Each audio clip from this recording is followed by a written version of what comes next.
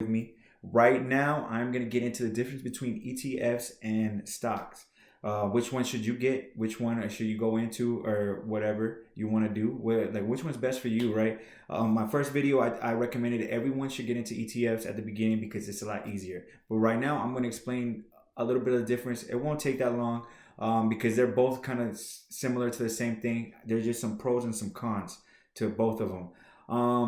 With stocks, when you go directly into stocks, right? You're saying, hey, I want to go buy Tesla, right? You go buy Tesla and you own one share of Tesla. I'm not too sure how much the price is right now. I'm not following Tesla very closely, but I think it was like at $600.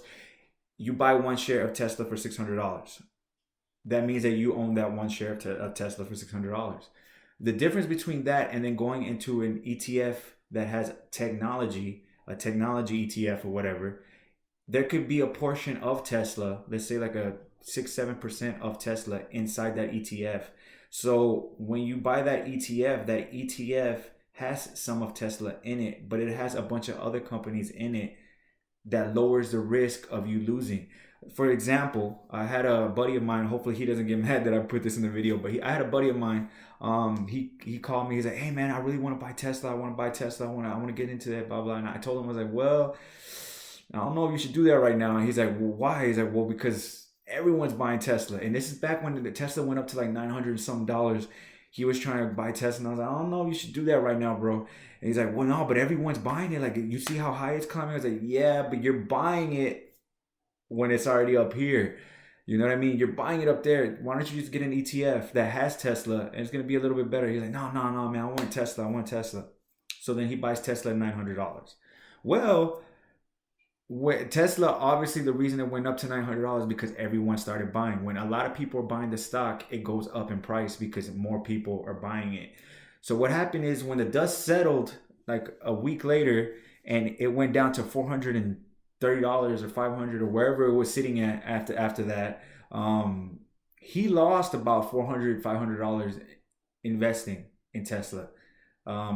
Compared to like if he would have bought an ETF that had Tesla inside of it, he wouldn't have lost that much money because that whole portfolio, that whole index isn't just based on one Tesla stock. So that's the pro and the con. A pro is like if Tesla, let's say you bought it at $800 and then in 3 years it goes up to $1,900. Well, you have just profited 100% of what you just invested. Higher profit. That's the difference between getting ETF and getting a stock, is that there's higher profit, but there's also more risk involved in getting a stock. Stocks are highly liquid, meaning that most of the time you can sell your stocks immediately and cash out that money in a couple of days. I mean, depending on the banking institution that you use, you can cash out that money in 2 or 3 days and walk home with that money. Or it could be the other way around where nobody wants to buy the stock because it's so low that it's undervalued to what you paid for it, and you end up losing money. You end up having to cut your losses because you have to sell it because you're losing it at a rapid pace. If it's you bought it at $60 and sorry, if you bought it at $60, if you bought it at $60 and next week you anyway, if you bought it at $60 and the next couple days it goes down to $50, and the next couple days it's going 40, it's going to 30, it's going to 20, and it's at $15, you have lost all of that money. You know, compared to having an ETF when the whole ETF isn't going to go down just because of one company, but it is highly liquid. When you're buying stocks, that means that you want to be highly engaged with your portfolio. That means that you want to have full control of what stocks you own. That means that you want full control. Like if you want Disney, you want Tesla, you want Microsoft, you want Apple, you want Gap, you want Walmart, you want whatever, that you know exactly what stocks you want in your portfolio. That's when you go buy single stocks. That's when you go directly after the company and you buy single stocks. Now, that means that you have complete control over your portfolio, which could be a great thing, it could be a bad thing. It means that if you know what you're doing, that means that you could be making a lot of more money than if you had an ETF. But if you're just out there go free balling it and just buying things here and there that, oh, this sounds cool, I want this, I want this, I want that, without doing any real market research, you have a high possibility of losing everything that you invested, which could be a big con, right? Pros of having an ETF is that there's less risk. Like I've been saying, less risk. There's also, along with less risk, there's less profitability. There's less. You're probably not gonna see 22% or 23% return immediately, like if you would maybe on a stock. A good stock pick could probably get you, I've seen up to 200-300% return on my stock pick. Like Beyond Meat Company, that vegan meat company, when it came out, I bought the stock at $41, and 3 weeks later it valued up to 300. So I saw a huge profit on that one stock, which is a pro of buying stock. ETFs, their index is so different with so many different companies. You probably only going to see a 9%, 10% return. But I mean, a 9%, 10% return compared to nothing is still a good return. You know, ETFs and stocks are like apples and oranges. They're both fruits. They just have different composures and they taste differently. That's just kind of what ETFs and stocks are. Which one's best for you? It kind of just depends on, like, going back to your investment strategy. Your investment strategy is going to tell you a lot. And that's why I keep telling you, the first thing when people ask me, hey, I want to start investing, what do I do? Well, what's your plan? What do you want to do? What do you want out of it? And they kind of get thrown off like that. Well, I want to invest. Well, yeah, but why? Why do you want to invest? Because that can tell you a lot about what you should be investing in and how actively you're going to be involved in your portfolio. If you're not going to be so completely active in your portfolio, you don't want a volatile portfolio, because then you're not going to be paying attention to it and you're going to lose a lot. You're going to want more of a passive portfolio. That's why I'm always referring to, make sure you sit down and analyze what you want out of your money before you start making any plays in the market. Remember that ETFs are easier to manage and they're easier to understand.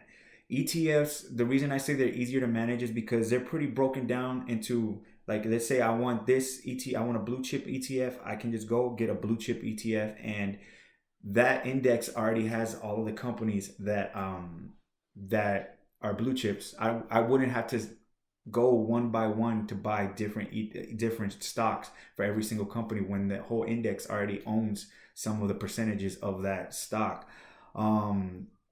And with ETFs, like, the best thing is that you're not putting all your eggs in one basket. Like I always say, you don't put all your eggs in one basket, because if that basket drops and they all break, then you're completely screwed. You don't have to have a lot of knowledge on the sector that you're investing in with ETFs. So let's say, like, you know that technology is going to take off, or AI is going to take off in 5-6 years. Artificial intelligence, that's the future. You know that, but you don't exactly know what company is doing what. And you're not really trying to sit there and go through all these reports and all these articles and, like, oh no, damn, I have to sit here and kind of like look at these things. Instead of doing all that, you can just go and get an artificial intelligence ETF that has portions of all of those stocks in one ETF. That's one of the pros of having an ETF. ETFs are super liquid, meaning that ETFs are always being sold. Like I said earlier, you're probably not going to lose that much money on an ETF, because there's so much stocks inside that index that most likely that index isn't going to go down too bad. So it's less risky. Like I said, I have ETFs in my foundation, but I rely mostly on my stock picks to do most of my money moves and my plays. But I sit on the computer for 2, 3, 4 hours, and I'm always watching the news. I'm always refreshing, Yahoo Finance, MSN Money, Market Watch, and I'm reading what's going on so I can understand what's going on, so I can make my plays informatively. That's the difference between stocks and ETFs. ETFs are a lot safer. They're a lot less riskier. You're not going to get as much money out of them, but it takes a lot less work to be able to manage a portfolio that has a lot of ETFs. Stocks are a lot more profitable. There's ways that you're going to get a lot more money on stocks. Um, but you have to be completely engaged with your portfolio. You have to manage it very closely because one bad stock pick could ruin everything for you. So hopefully I gave you a good overview of what an investment strategy is and what the difference between an ETF and a stock is. Hopefully I broke it down for you. I am going to be continuously releasing a little bit more videos because like I said, there's a lot of information that I need to cover, and I'm trying to break it down into like segments. So you're not just sitting on the computer for 2 hours watching me on the on your screen like, oh my God, is he almost over? Because I know this stuff kind of sounds boring after a while. But hopefully you understood the investment strategy, and everyone that's contacted me like, hey, I want to start an investment, they always know that that's the first question I ask, like, well, what are your plans for your investment? What do you want out of it? Because I need to know what kind of investment strategy you plan on having to guide you in the right way. Because you can't just go in there and like, all right, I want to start investing. Okay, but what do you want to do with it? Like, what is your purpose of investing? Um, so until next time, guys, stay safe, stay healthy, and as always, big energy, big energy.